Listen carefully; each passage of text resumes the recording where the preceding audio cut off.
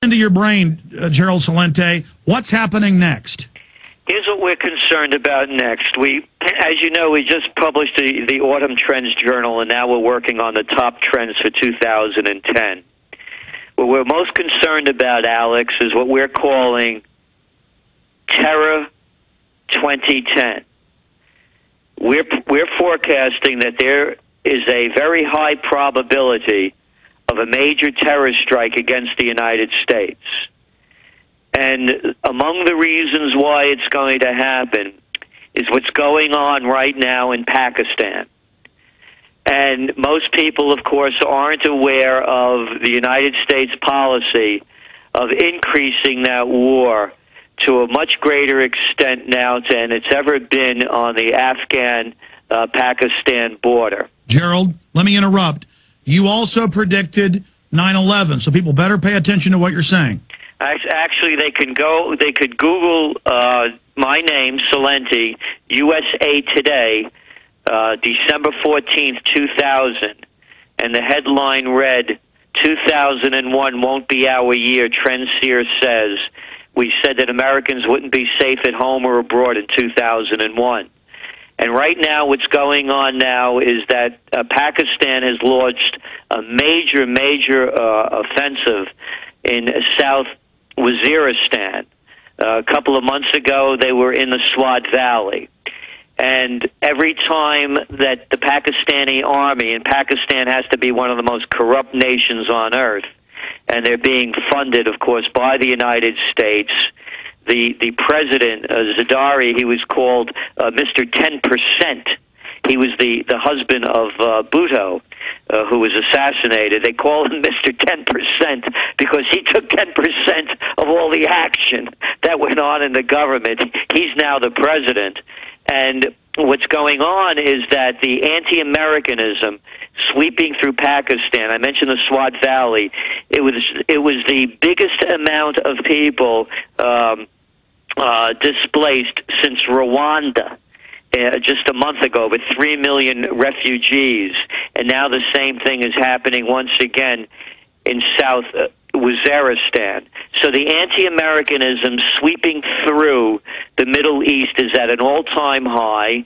And now it's also, of course, going on in Iran. Again, current events form future trends. We just saw last Sunday that several Iranian and National Guard, the Republican Guard, were killed in a suicide attempt that Iran is blaming on the United States and Israel. So we're concerned that there's going to be a terror strike against the United States, false flag or real. We're saying something is going to happen very major in this field in 2010. So now we take it again as trend forecasters. What does that mean?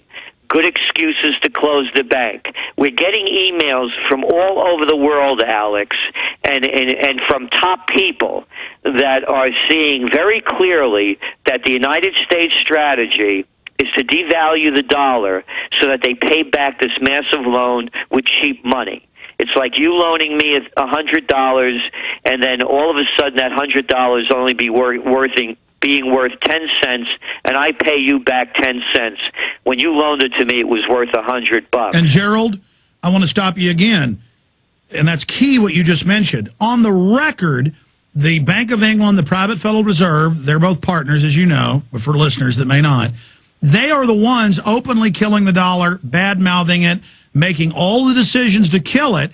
It's their G20 meeting and saying we need to phase it out, devalue it, go to SDRs as an above-country currency, bank to bank, and then they'll control all the different currencies of the world so they can engage in more insider trading, more consolidation of wealth criminally with their insider knowledge and control, their regulatory control. The Madoff-type, Ken Lay-type criminals running the global regulatory system that has now already been built but now being unveiled, they are killing it. Meanwhile, our media tells us the Arabs are killing it when the Russians, the Chinese, the Arabs are saying, we all hold trillions of your dollars. Why are you ripping us off? Why are you devaluing this when you asked us to buy it? And the United States admits The last White House and the new one admits they're running Jundilla, that's blowing up military bases and police stations to get the Iranians to attack back. They admit they're escalating the war in Pakistan and Afghanistan to elicit real resistance, which they're then going to call terrorism, used to launch a wider war and domestically crack down on the population. So for people to see an accurate map and tell me if you agree, don't see the world as nations. We now have these global corporations that control the UN and the central banks, and they are playing nations and groups off against each other to consolidate the power. Well said. I agree with everything that you said. And that's precisely what's going on. And what the American people have to understand is that as the dollar devalues, and of course this trend has been going on for a long time, as I mentioned when they talk about Dow 10,000, well, when you went back to 1999, since that time, well, you could buy a euro, for example, for 95 cents. Now it's going to cost you $1.50. And back then, you could buy an ounce of gold for $280. So you're saying the stock market's really down. We're just buying it with devalued dollars, so it looks like it's more. Exactly. An ounce of gold now, of course, costs what? $1,060. Yes. So what the people are doing is they're lowering the standard of living for everyone. The gap between the 1% owning more of assets has never been higher in the 20th century than it is now. So they're pushing everybody down into poverty as the money is going up to the top to the very few. And about the jobless recovery that we talk about, 72% of our GDP is consumer-based. Again, we saw the numbers coming out today. The unemployment rate continues to rise, the amount of new people looking for unemployment. A jobless recovery is like being almost pregnant. You can't, it doesn't happen. There's no such thing. And when you go back to the last depression, you read the history of it, they were doing the same kind of jive talk back then. They would rush the market up, they sucker the people into it, the market would collapse, and they would talk about the recovery being just around the corner. And that yo-yo went on for 3 years until they admitted we were really in a big depression. How long will the yo-yoing go in your opinion? Well, it will continue for probably. We think the real numbers are going to come out in December, when this Christmas retail sales are a bust. So when by the second quarter around March, when reality hits, February, March, as it did this year when the markets collapsed, they can't hide it anymore. But what happens is, what we're concerned about, again, it's either false flag or real. They're going to divert the people's attention, and we're saying Terror 2010. So they keep playing the yo-yo by throwing new games into the mix. So they'll have the people's attention diverted. Look what happened. People forget, Alex, that before 9/11, how unpopular George Bush was. And then they got this guy that couldn't fight his way out of a paper bag, who's going to tell everybody he's going to hunt down Osama bin Laden, dead or alive. The whole nation followed him after 9/11. The same kind of scenario could happen now. Well, that's what the Rand Corporation's saying, that they need a big war to get their new world order. Gerald, I want to shift back to an earlier subject.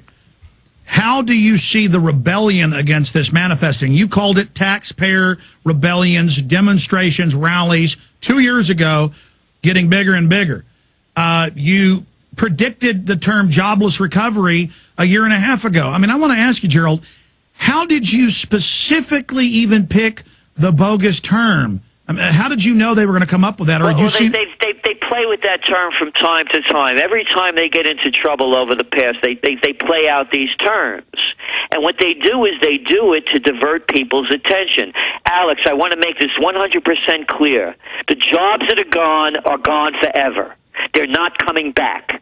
They've shipped our production overseas. You look around. Go anywhere you want to go. Where are there jobs? Hey, you want a job at a checkout counter at 7-Eleven? You want a wonderful position as a home health care? How about working in a nursing home? There's going to be plenty of jobs for you. They're dumbing down the society. The jobs that are left are among the worst. And when you look, when there's only job creation, where is it? Well, it's in government jobs. It's in home health care. It's in the hospitality sector. And that's not even going to happen anymore. So the jobs that are gone for good. Stay there, because I want to ask you next. More police, more tickets, more fines, more fees, more taxes. How do they squeeze more blood out of the population?